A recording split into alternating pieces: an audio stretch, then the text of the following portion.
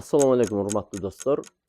Egerde sizlerde da ушундай uykusuzluk көйгөйлөрү болуп аткан болсо, күндөп, жумалап, айлап, жылдап уктай албай жүргөн болсоңуздар, анда бунун сөзсүз чечими бар.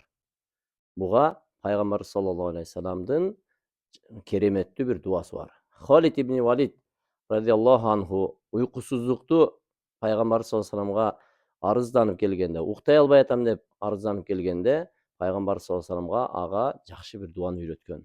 Бул дуа Аллахумма раббас самавати саб'a ва ма адаллат ва раббал арадин ва ма акаллат ва раббаш шаятин ва ма адаллат кулли жаран мин шарри халқика куллихим жами'ан ан юфаррита алайя ахадун минхум ау ябги алайя азза жарук ва жалла санаук ва табарак асмук ва ла илаха гайрук.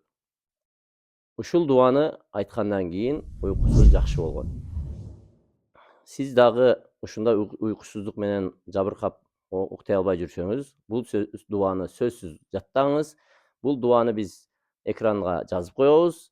Жатташ үчүн бул видеону көбүрөөк көрүп, жана өзүңүз уктап башка бир тааныштарыңыз уктай албай аткан болсо, бул видеону аларга да жөнөтүп коебуз. Ассаламу алейкум ва рахматуллахи ва баракатух.